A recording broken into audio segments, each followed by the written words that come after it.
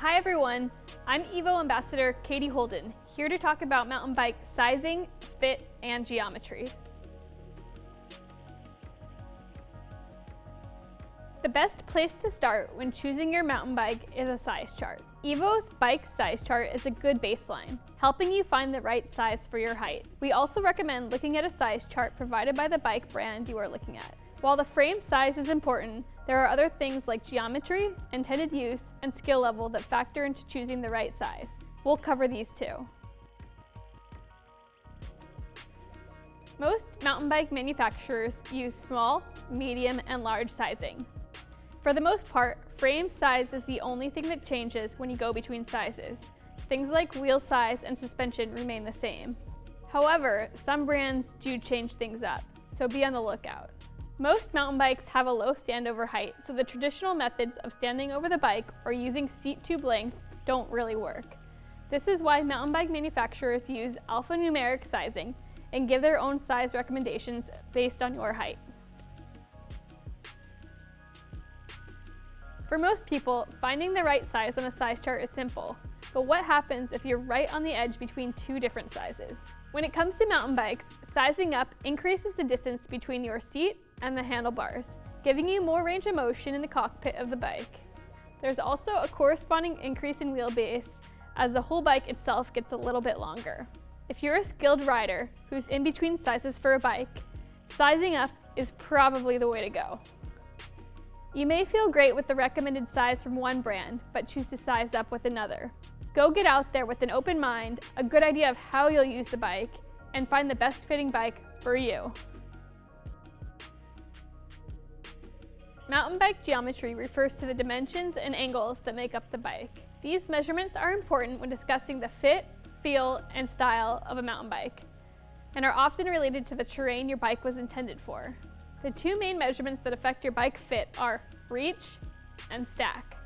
Other things to consider are head tube angle, chainstay length, bottom bracket height, and wheelbase. The reach measurement on a mountain bike is the horizontal distance between the bottom bracket and the center of the head tube.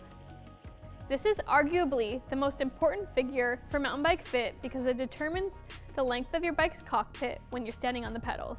It also affects how much range of motion in your hips you'll use up in order to achieve a good, strong riding position.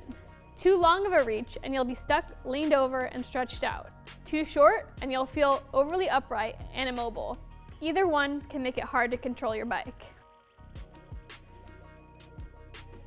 The next measurement to consider is stack, the vertical distance between the bottom bracket and the center of the head tube. This is primarily a gauge of seated pedaling position and can be adjusted to a degree with headset spacers and handlebar rise.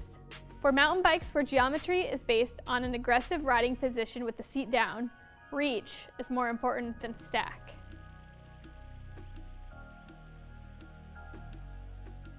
A slack mountain bike head angle is a lower number like 65 degrees. A steep head angle would be something like 70 degrees. A slacker head angle will typically be more stable at high speeds, as well as feel more comfortable on steeper downhill terrain. Bikes with steeper head angles feel like the front wheel is more planted and steer nimbly on uphill terrain. If your inclinations, no pun intended, are towards pedaling uphill, pick a bike with a steeper head angle and vice versa if you like to head down.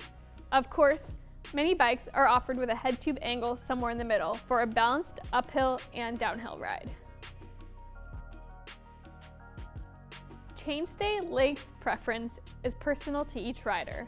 The measurement effectively determines the distance between the rider's center of mass and the rear axle. Bikes with short chainstays have a rear wheel that is more under the rider. Short chainstays allow the rider to be more dynamic with their weight, which makes it easier to get the front wheel off the ground. A longer chainstay means a longer wheelbase, which contributes to stability at speed and over rough terrain. The bottom bracket height on your mountain bike is the distance between the ground and the center of your cranks. Some brands refer to bottom bracket drop, which is the vertical distance between the wheel axles and the bottom bracket. They effectively measure the same trait of the mountain bike, how low your center of mass is.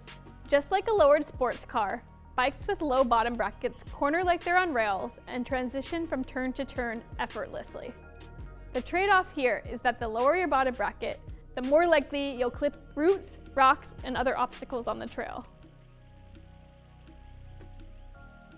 The wheelbase is the distance between the front and rear axles of the bike. Increasing this distance will boost stability, whereas shortening it will make a bike more maneuverable. While it's great to have all of this information, there's no substitute for test riding some bikes. When it comes to choosing a mountain bike, there's always a bit of an intangible connection to a particular ride. It just feels right. So take that info with a grain of salt, throw your leg over a couple of bikes, and get out there. If you still need help, our experts love talking about gear. Visit us online, in-store, or give us a call. We're happy to help. Subscribe to our channel and drop any questions in the comments below. Thanks for watching, and we'll see you on the trails.